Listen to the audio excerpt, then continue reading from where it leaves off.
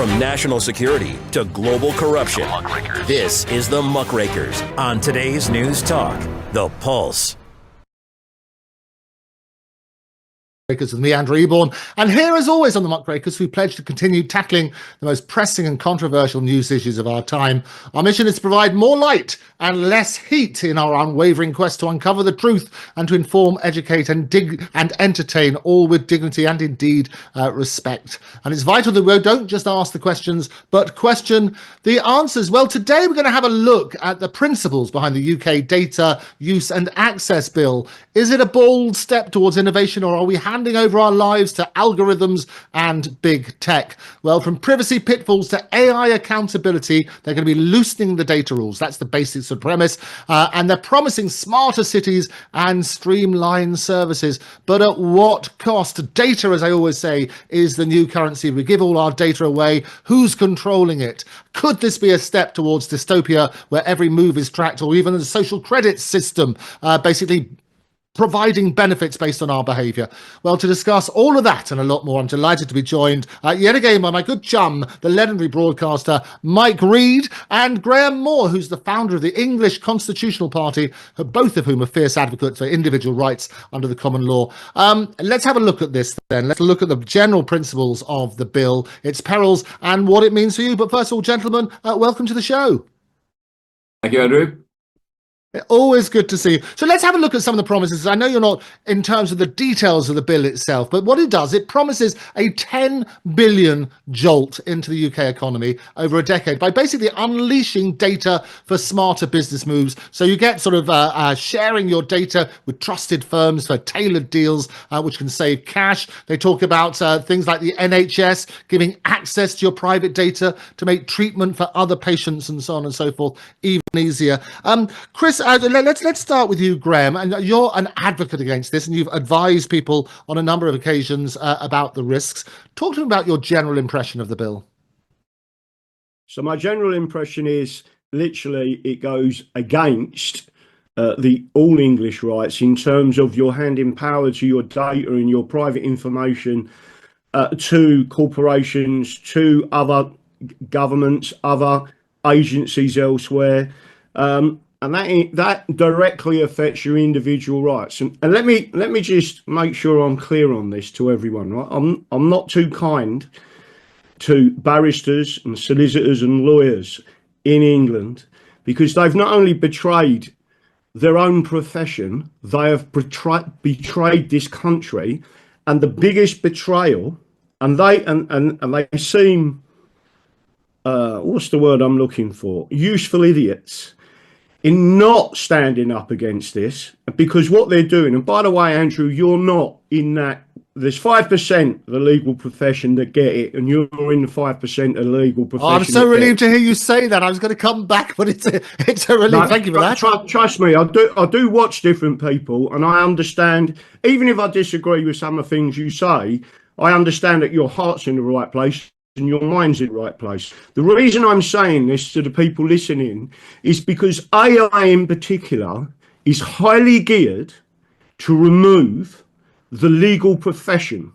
And that means any future generations of the legal profession will not exist.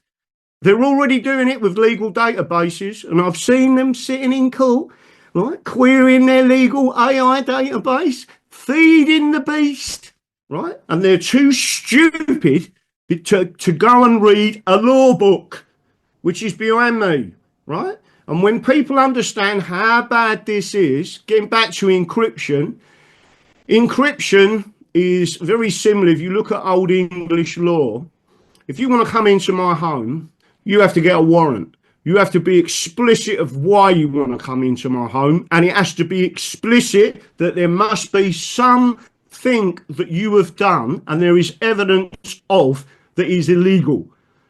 And there's a bolt on my front door that says that you can't come in unless you've got that warrant, and the only thing that entitles you to cut that bolt off is a warrant from the High Court once they've seen the evidence.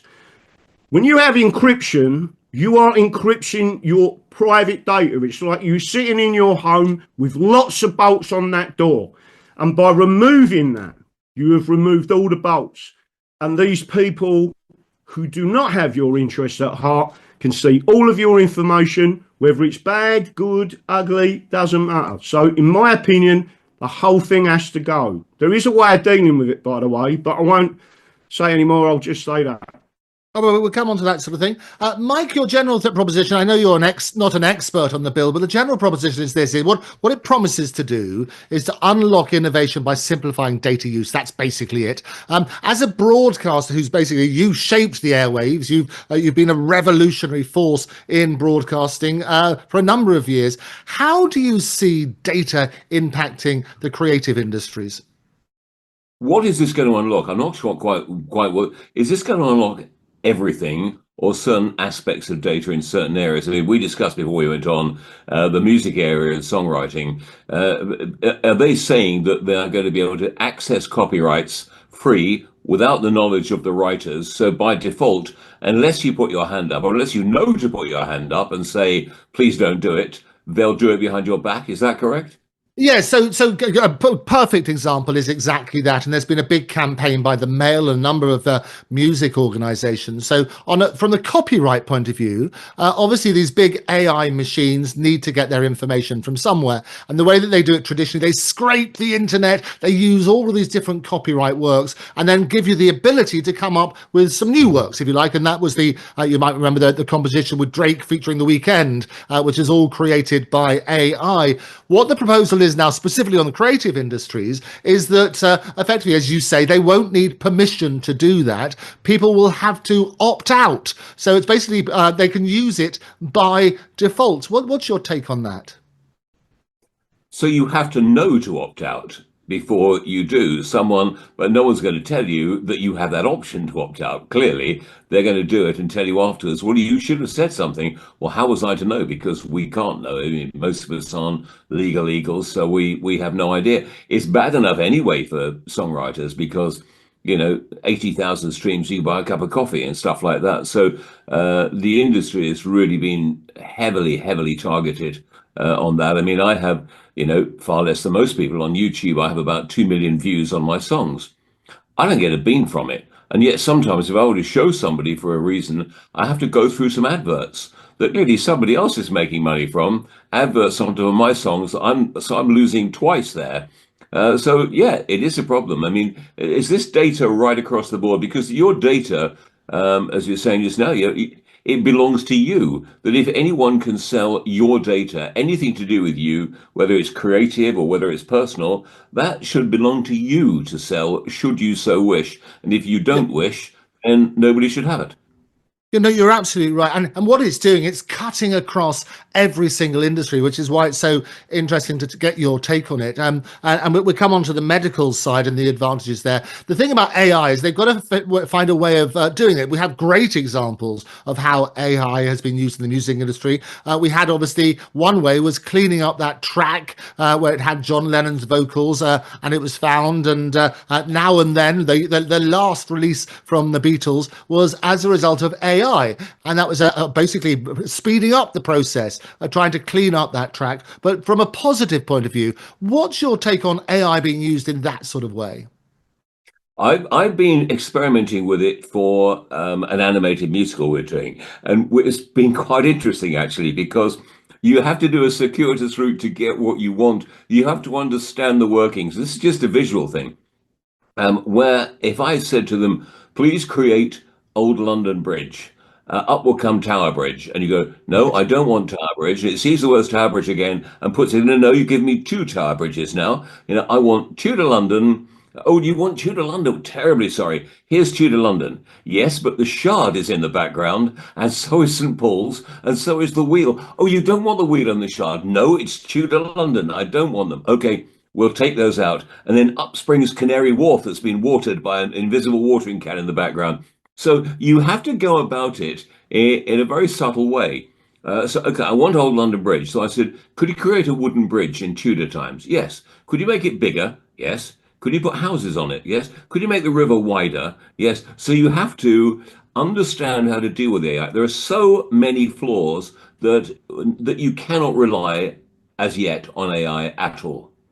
Yeah, no, you're absolutely right, and you made a very interesting point, Graham, about and not relying on AI and what they call hallucinations, where they effectively make it up. And you quoted that lawyers. I'm glad, as you say, I fit in the 5%. Thank you for that. But there was a wonderful case in the US where it was an airline case, a negligence case, and somebody was hit by one of those trolleys on an airline, and they were just about out of time. The statute of limitation, which dictates when you should make a particular claim, had run out, but they tapped into Chat GPT. Well, give me some cases that could help, and it came up with some very credible names. It was such and such a person versus this airline and that airline, and so this lawyer went into the court and gave all those cases, the precedents, to the judge, and the judge looked at them and said, well, all very interesting, Mr. Brown, for the want of a different name. I'm afraid very interesting, but none of those cases are true, and the lawyer was done for contempt. So there's a risk there, isn't there, Graham?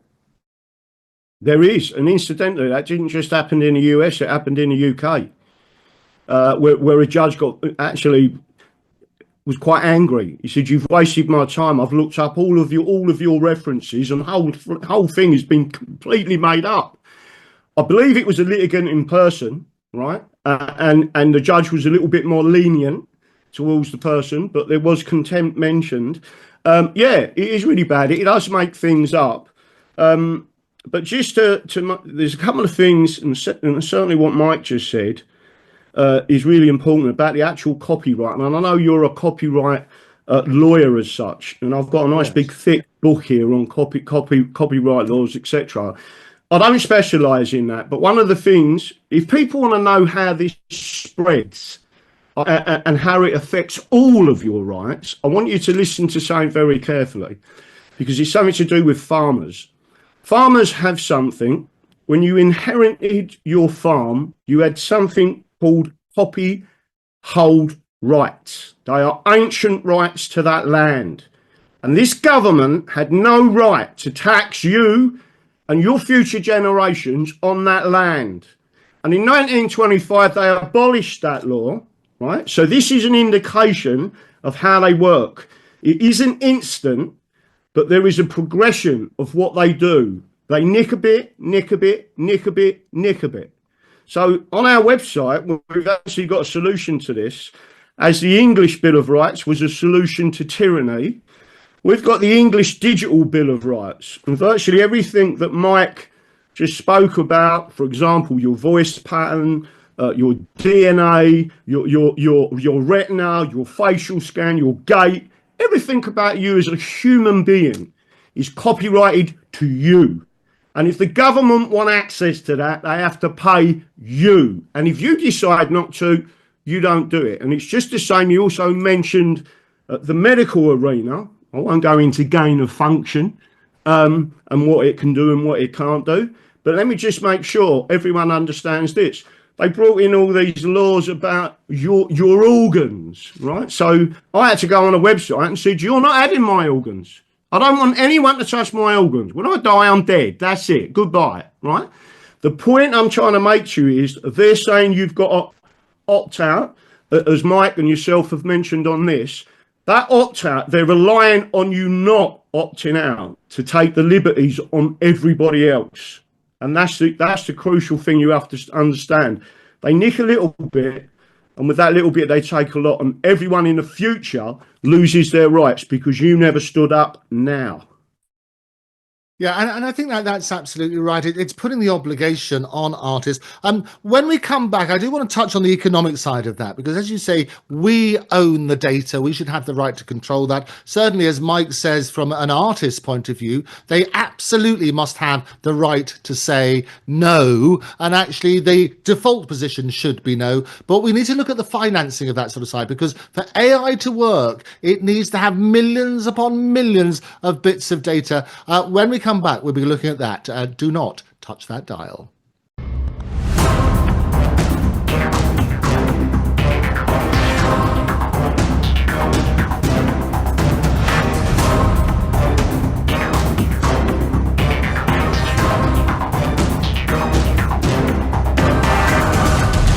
Free speech is alive and well on today's News Talk, The Pulse. critically analyzing global affairs. The Muckrakers. Today's news talk, The Pulse.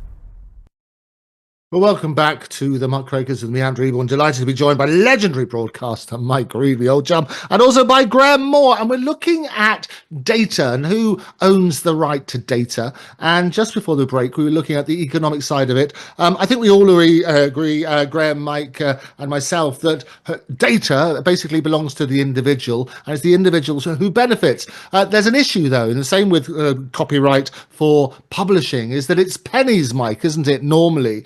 When you're scraping the internet for zillions upon zillions of different copyrights to feed these machines, you're talking about fractions of that penny. What do you think the solution should be? I really don't know, because they've been several times, I know, PRS to the European courts, and of course they're slightly in with the big boys, the Googles, the Apples, the YouTubes, who kind of command the scene. So it's without question, it is a problem. The big boys always say, oh, we're doing well, the industry is holding up. Well, that's because they're the whales of the industry, and they can swallow so much plankton in one go that it doesn't bother them. Us little fish can only swallow a little bit of plankton, so it does bother us. And, and going back to the default thing, I mean, it's the old gag, isn't it, of will the volunteers take a step forward? And somebody stands there and everyone else takes a step backwards, and you find that you're lumbered. So can anybody go to court and stand up against, has this been passed? Has this bill been passed already? Well, it's been debated, and so the industry, they've done a consultation. Some of the big weights have come out. Paul McCartney's come out. The certain big industry music companies have come out against this automatic permission, if you like, for exactly the reasons that you mentioned. But they've got a limited time. It's less than 12 weeks for people to make their voice heard. And as you say, not everybody knows yet, and so they don't know. They need to make sure that their voice is heard, which is why it's so timely that we can get you on there. So we were talking. We had. Well, it's basically to do with all sorts of things. It's the government. It's Starmageddon who turning around and say this is going to make the industry much easier. It'll make his exit much easier. Well, and that's the thing. It's 146 billion industry across the whole creative industries, and effectively what it's doing, it's killing it. It's going to kill it, isn't it?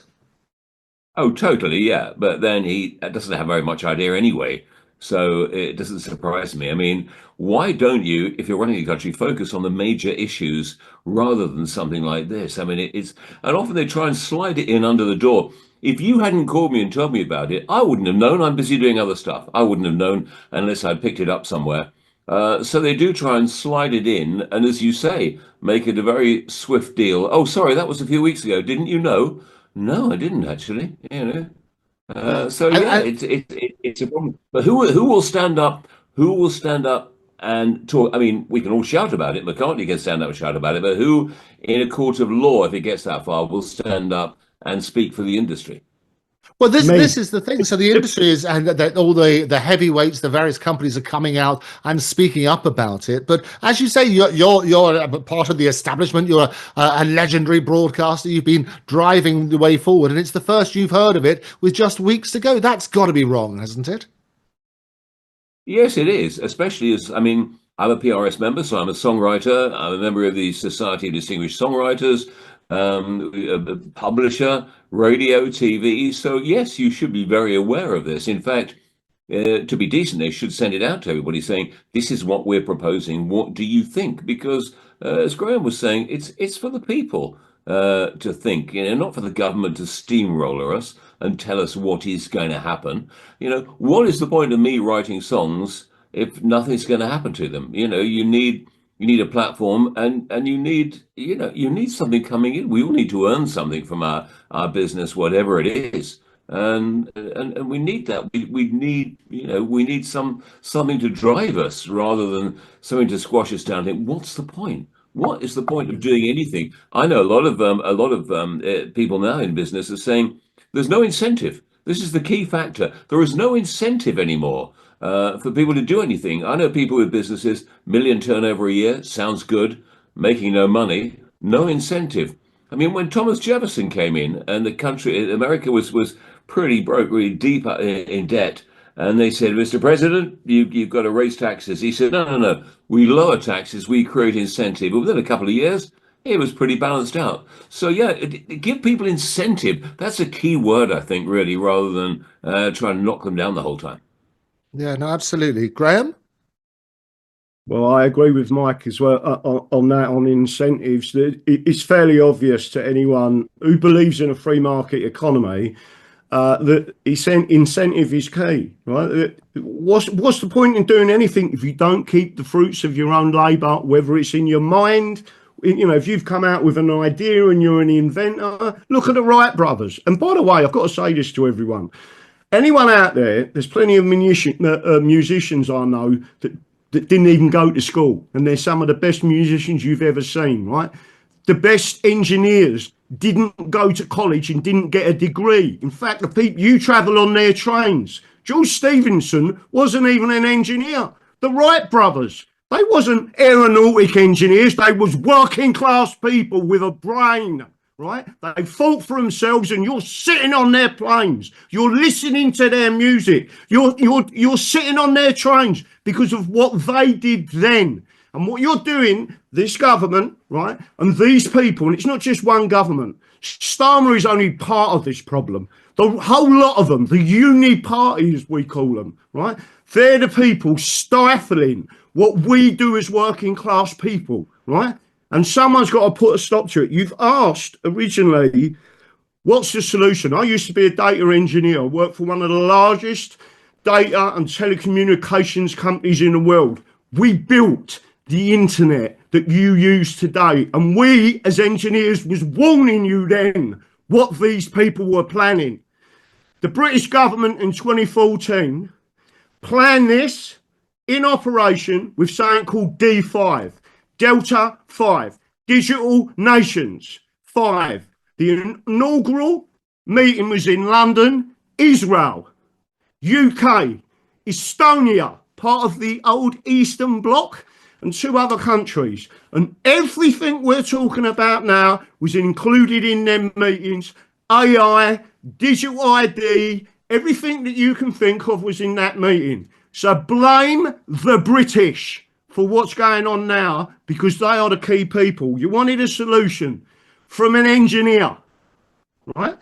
Distributed systems.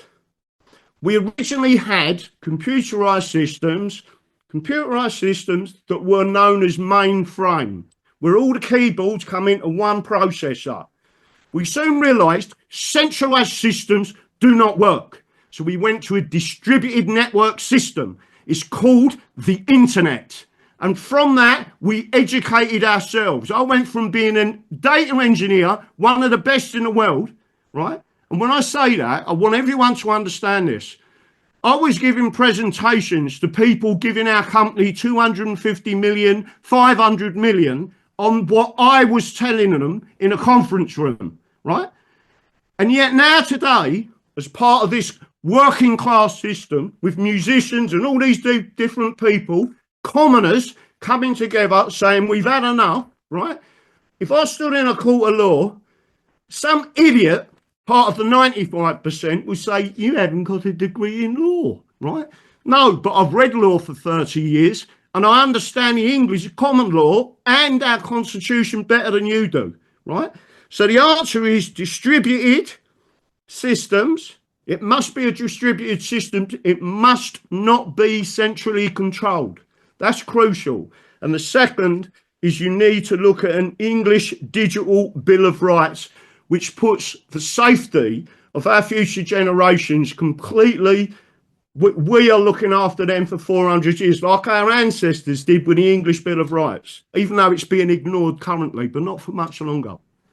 Yeah. No, and you make a very interesting point. And that's why I say this is sort of turning copyright law on its head, isn't it? Because in addition to, if you're looking just at the copyright side and the creative industries, that's what it is. The general proposition about 70 years after your death, you get to say who can use your work. That's been an established rule for a long time. Changing that is going to affect the industry, and especially if they don't know about it, Mike.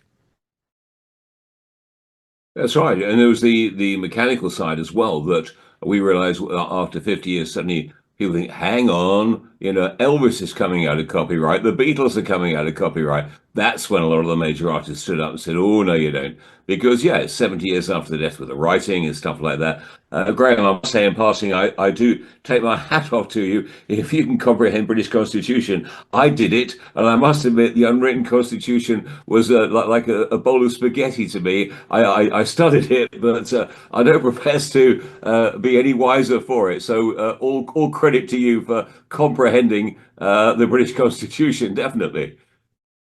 Just to give you an indication, when they say it's unwritten, there's the Housebury's Statutes of England, volume number 10, constitutional law. It is written. Yeah, right? That's one of their left things. Can you answer me this then? Why? I remember our lecturer constantly saying our constitution is unwritten. Why do they say that? Because of the slow march through the institutions. The academia, judges, lawyers, solicitors, barristers, and especially the people teaching you in law school. There's a few people that are not that get it. But just to make sure everyone's aware, we have a written constitution. We have a common law constitution. It means it is codified in parts and not codified in others. It is the best solution in the world. So when people talk about it's not a written constitution, it 100% is. And your question is a great question, Mike. Why are we taught that it isn't a written constitution? And that is because the Marxists took control of our education system, and they've started to eliminate the people's knowledge of the protections that are in place for them. That's what they've done.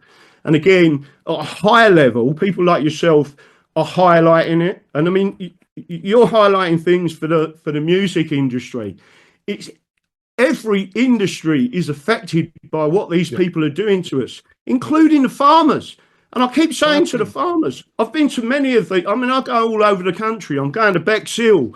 We in East Sussex. We do English constitutional seminars where I teach the law. I have barristers talking to me about the law and say, they never told me any of this in school. Why wasn't I taught this? And I say to them, because they're communists. The thing they fear most is the English constitution, because it protects the individual against the power of the state. And that's what we do, is stand up and say, you need to claim your rights. And once these people and you're absolutely right. I mean, it's getting your rights right, and as we've made the point a number of times, is that people don't know what they don't know.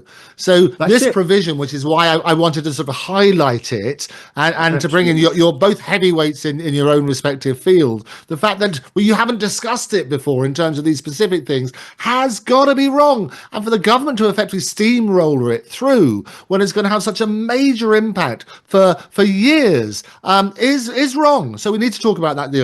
But also what I want to do is look at maybe some of the good side of it. So that what they're talking about with the data is trying to improve certain areas. So for example, they're claiming that it's going to free up 1.5 million hours of police time annually by reducing manual data logging requirements. Everything will be digital, but you have to trust the digital systems. What's your view on that, Mike? Well, how can they claim that?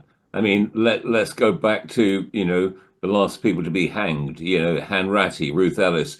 If AI had got that wrong or right, or people before them or after them, I mean, it's that whole thing of sending innocent people to the block, isn't it? I mean, if you're trusting AI and you're sitting in your cell and the hangman comes for you and you're going, hang on, it's AI. I don't trust it. Oh, yeah, but we can't rely on something like that. You have to rely on human nature and warmth and more touchy-feely. We're moving away from that now. People trust data more than they trust people, and that has to be wrong. That has to be wrong. You have to be able to look somebody in the eye, trust them, shake their hand. When you said that earlier, I thought, back in the day, if this was 1625 or 1725, there'd be a handshake and it'd be, okay, and that'll be the deal done. There'll be no data, no computers, no nonsense to spend hours and hours of your day going option 3, option 74. Please, I'm going mad here. I really don't want it. And don't play me that tune again. I've been hanging on for half an hour telling me I'm 25 in the queue. I don't want it.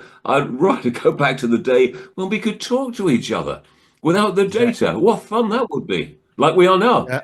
No, I absolutely. I always say that trust comes in on foot but leaves on horseback. And I think trust in the institutions, trust in politicians, trust in certain parts of the media is at an all-time low. So if you suddenly turn around and say, look, we're going to totally trust AI and these data systems to get it right, these miscarriages of justice that Mike's highlighted are going to get more and more, aren't they, Graham? Yeah, just like Lucy Letby. If I went into that and I've been talking about that since it first happened, when everyone else was terrified of talking about it on my show, I was saying she has been stitched up. It's the system. It's the hospital killed them kids, right? And she is the one doing the bird for it, right? A working class person. So getting back, I love Michael seems to hit my trigger points for some reason, right? You mentioned hanging and what we used to do to people. I just want to make sure anyone from the legal profession, and this isn't a warning to you, Andrew, because you're one of the 5%, right? In English history, when there's a revolution, the people who hang are the judges. Remember that, right? King Alfred killed 44 judges because they perjured their oath. Perjuring your oath in a Christian nation is a serious criminal offence, on par with treason, right? And what I'm saying to all these people out there, you might think you're nice and safe sitting in your little bubble with your wig on and your stockings and suspenders. By the way, I do say things to judges. I'm not associated with your oath system or your solicitor system, your barristers, right? That profession, meaning the legal profession, stinks to its core of corruption and corruption of the mind.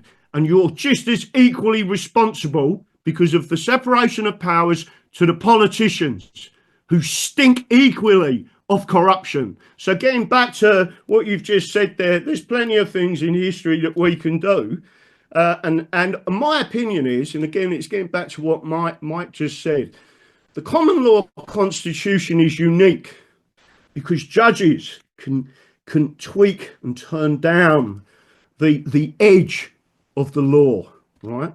It can see the temper of the people rising, and a judge can turn the temperature down so the boiling point starts to reduce. That's the difference between an English common law constitution and a codified constitution of the United States of America, right? They haven't got that ability. We have got that ability. The problem we've got is the academia have stuck these crooked of mind judges into positions that they shouldn't be in, right? The judiciary should be independent, right? And it is not independent. And it's not just because of the Constitutional Reform Act. This goes back to the mid-1800s. We've reverse engineered it. People need to understand this is a culmination. And they're going to keep digging and keep digging and keep digging until they wipe England off the face of the earth. That's what their intention is. Okay, thank you for that. I would often defend the legal profession on the basis that they will basically, their job is to enact what the law says, and the law is determined by Parliament as a general sort of proposition. But it's important to raise that point. When we come back, we're going to take another quick break now, but when we do come back, I want to talk about access to medical records and also digital ID and what that might mean for the future.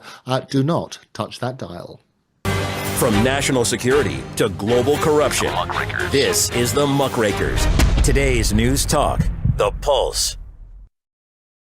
Well, welcome back to the Muckrakers with me, Andrew Eborn. Delighted to be joined by my good chum, Mike Reed, and my new best mate, Graham Moore. And we're unpacking what seems to be the best kept secret, all about access to data and this new and proposed, the bill that's going through. I want to talk about medical data because the positive side is that if you can share information from around the world, basically every doctor gets access to the best research, then they're going to be in a better position to treat the person in front of them. Everybody can benefit from the seismic changes that AI has certainly introduced in the medical profession. But there are obviously concerns about privacy. And one of the things that the Act or the bill is proposing is they're going to be 140,000 hours of NHS staff time will be saved by enabling the seamless patient data sharing across healthcare providers.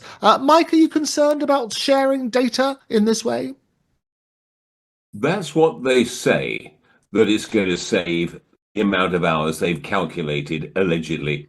And we all get this, your call will be recorded for, oh, come on. When are you ever going to play my recording to somebody to help them? And indeed, does this data collection, if it genuinely helped doctors around the world, and I thought it was genuine, yes, of course. I mean, anything that helps, the National Health Service, whatever, anything around the world. But I'm not convinced, because people always tell us this, i.e. they say, it's for your own good. Let's put it under that umbrella. It's for your own good.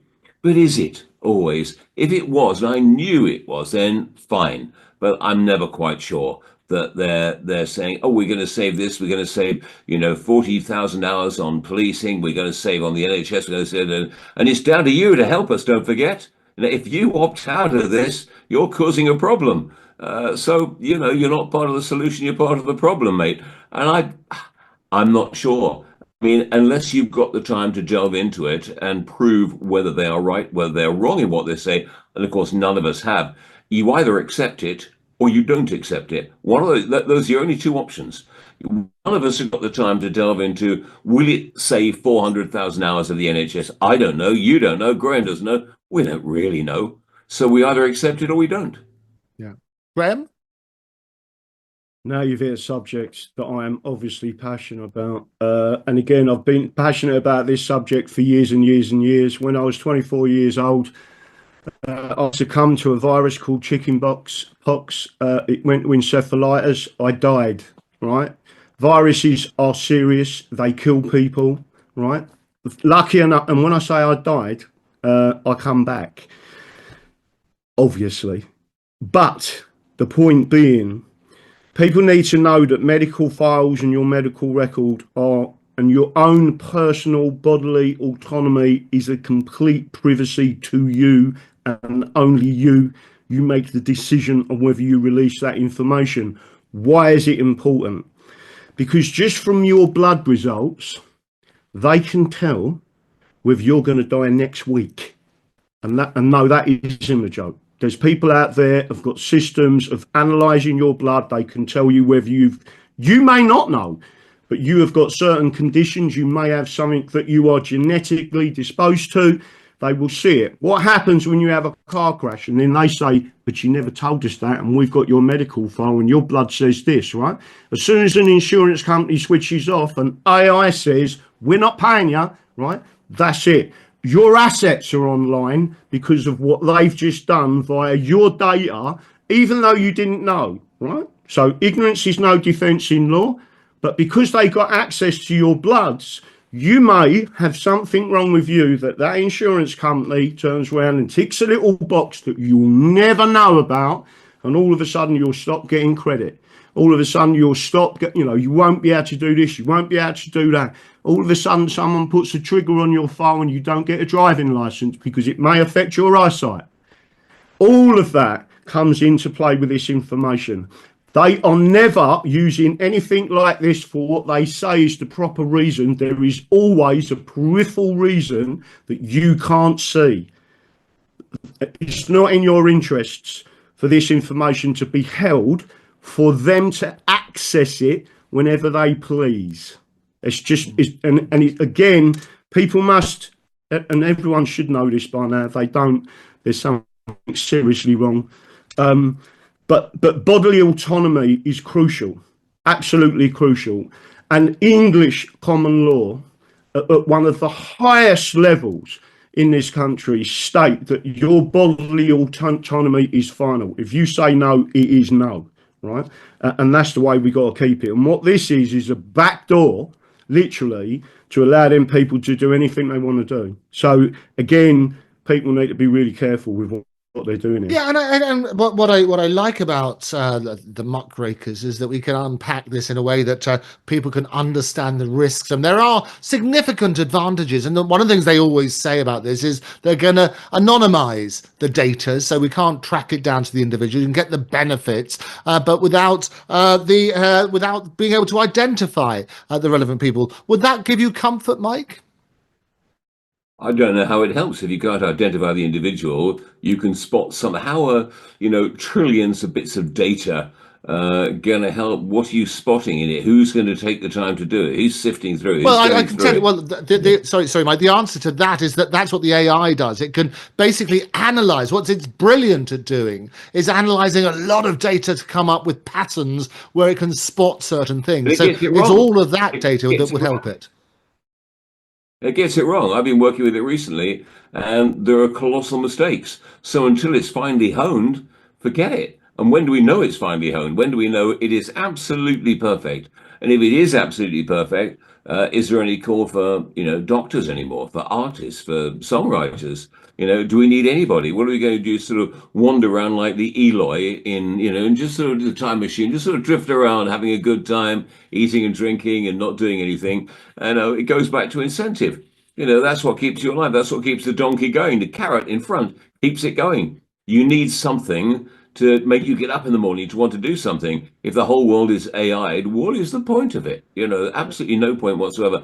The question is, how do we stop that? Or you as a barrister, who stands up against this in the next 12 weeks and says, no, you are not doing this? How do we do that? Because everybody can play a role. Everybody can play a role. No, you make a good point, and it isn't. Everybody needs the first thing you need to get knowledge, which is why people can understand what's going on, and it's only by understanding what's going on that they can shout out about it. But they're saying, some of the advances in medicine, and they're saying that one of the big advantages for AI is in companionship. And there was a research done at the University of California, San Diego, that said chatting to ChatGPT was more effective than chatting to your GP because it's got more time and more empathy. Do you buy that, Graham?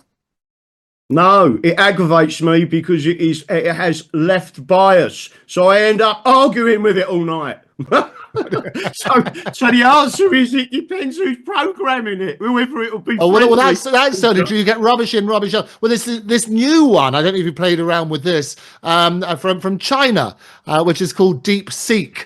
And what that is, you tap in, and it's actually very, very good. It didn't cost nearly as much as ChatGPT or OpenAI or Grok and to produce. But the trouble is, it is biased. You say what happened in Tiananmen Square, and it turns out and said, "Well, I can't tell you that." That exactly. So again, go for it, Mike. Sorry, go on. Mike, and I'll come to you afterwards, Graham. Mike. No, you're absolutely right. As I was saying earlier, I've been working on it. It gives you, if you ask for a person, it won't give you a person. I asked for 4 severed heads on London Bridge, and it was aghast. Oh, you can't do things like that. 4 severed heads. I'll give you 30 heads. I don't want 30 heads. I only want 4. What, would you like 16? No, I don't want 16. I want 4. I want them to be severed. Oh, we can't give you severed ones. We can give you them on bodies. No, I don't want them on bodies. Thank you. So you're going through all that. And if that's just doing that, what's it going to do to everything else? That's fun, but a serious side of it. It's colossal. I can see the way you have to go around this and nudge around it and tweak it. And if that's happening in the NHS, for example, with AI, then heaven forbid. Really, I go back to this. What is going to happen in the next 12 weeks to stop it? Yeah. Okay, Graham? Well, I want to pick up on a couple of things you said about models and AI and making these decisions. And don't forget, these decisions previously have been made on models from, I think it's Neil Ferguson, and wrong. Completely wrong. If you look at the European Union even literally went almost to the point of saying we want to seek his extradition from the UK. That's how bad it was during the foot and mouth. In other words, the model was so wrong it could only have been intentional. And that brings in a whole new arena of laws against people like this. But getting back to these models, Grok 3 is a great improvement. Just to go back to Mike's point, which again I think is quite funny. If you go and ask any of these AI models to do me a picture, and I want you to show a load of Englishmen waving an English flag, and they all come back with a British flag, and you go back to him and you say that's not an English flag, that's a British flag, right? I'm an Englishman, I want an English flag, where is it? And it's been programmed out of the system, right? So they only refer to that as English, whereas it's not English. An Englishman is an Englishman and it's distinct, or we are distinct from British, right? So again, all of them things are out there, but getting back to how detailed and what they are and how they operate and work, I'm firmly of the belief that the only way you can deal with this is with a distributed system. You could never as soon as you centralize, you create tyranny in every way. So the more models there are, the better. And again, there was one quick final point on that I was going to make, and I've forgotten what it was, but I will come back to it if I remember. We'll come back. Well, whilst you're thinking about it, let's talk then about accountability, because what the bill does, it also boosts this AI decision making. So from healthcare to loans, if the algorithm is wrong, Mike, who's on the hook? Is it the coder, the company, or the government? Well, everybody, you're the loser as the individual, aren't you? Whoever is the problem, you're the loser. So, I mean, all these things you point out are interesting, but how do I, as an individual, do something about it? Well, I think by airing your voice as loudly as possible, people speaking up about it, makes a lot of sense on that sort of basis. Graham? So getting back to the accountability, I've started to lean towards so we're a group, we're the English Constitution Society, which is just about education of our rights and our constitution, etc. And then we've got the English Constitution Party. The accountability comes in the more people you get grouped together, and then you make an application and try and do the applications, for example, under private right injury. And you've also got public law injury, but private right injury is really important. But the more people that do it, you could then put in a joint claim as a group litigation order. And that's what the Americans call a class action. We've almost forgotten in this country, and when I speak of this country, I mean England, of what a class action or what a group litigation order is. Right, that's the way, because the court then has to look at you as a group and say, hang on a minute, this isn't just one person, they're individuals all talking about the same individual right, and we have to give them individual acknowledgement of what their belief is and what the law is, and then you'll start getting some respect from the court if it's organized. But again, you still need, so they won't. I've been given audience in the High Court. Like a High Court judge has said, you know, I will allow you to speak. As a Mackenzie friend and a registered paralegal, you've got respect for the court. I'll allow you to put the law. And I've won, by the way, against barristers. The point I'm trying to make to you is we've got to get away from this system where groups of individuals, and I'm particularly talking about the legal profession, who have already been corrupted of mind. You need these other groups of people to start to speak out and come together. And whether you've got at the head of that, the 5% of the legal profession that understand what we're saying and say, actually, you're right, yeah, and then can use their voice in the court, because they're allowed to, and we're not. We don't get audience in our own courts, even though we're the ones who built the court in the first place, right? That's what I'm saying. So accountability is really important. Group litigation orders is one thing, but Mike's right in what he's saying is how do we do it? Well, in the background, we're already organising that in the background. One thing that we don't want to do, and I can tell everyone now, this is not a threat, this is not any of the things are becoming so tense now. I've seen it for the first time since probably the 1980s of how bad things are getting out there. And I am seriously talking to people about a civil war in this country. And it's because too many people are living in a bubble, and that bubble is London, and they can't see everything else going on, and all the time they're not listening. They're just turning up the temperature, turning up the temperature, turning up the temperature. And it's people like me saying, listen, because we're the people that really know what happens when it goes to boiling point. Right, we're the ones who you make a very interesting point, and you're not the only one who's talked about civil war. I have Elon Musk's father, on my show virtually every day, and it's exactly what he said. Look, England's and the UK is on the verge of civil war. In the last couple of minutes, well, actually 30 seconds, one of the big things is about security. And obviously, Apple has now got rid of the highest level of data protection it used to have. People are getting access to WhatsApp messages and so on and so forth. Whilst data sharing may provide some sort of efficiencies, it does make us a juicier target for cyber attacks and other threats, doesn't it, Mike? Yeah, no, it certainly does. I agree with you on all that, and on the point we were just making about not listening. That Graham was saying, that's what happens. You talk about civil war. Who didn't listen for years and years and years and years? Charles I. Didn't listen, and eventually something happens. If you get a prime minister or a leader that does not listen, that's where the problem occurs. But yeah, a good conversation. I'm really pleased you brought this to my attention and to other people's attention, because we didn't know. Yeah, well, we're going to continue to unpacking it. Finally, how can people find you? Let's start with you, Graham. So again, I've been banned on every platform: Facebook, Twitter. Even Twitter banned me recently, believe it or not. And I only talk about the Constitution. You can find me on Rumble, and it's called The Full English Show. It's getting bigger and bigger and bigger. We do constitutional seminars all over the country where I come along, speak, and I go through the English Constitution as a written set of laws and show you what our Constitution is. I'm Fantastic. also, and we'll get you back talking about that as well, Graham. Mike, how can people find you? Various social platforms, radio and TV, and on the tennis court.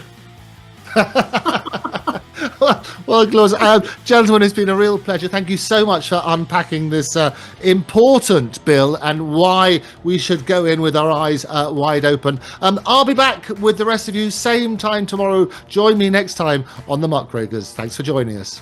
Thanks, Andrew. Thanks, Graham.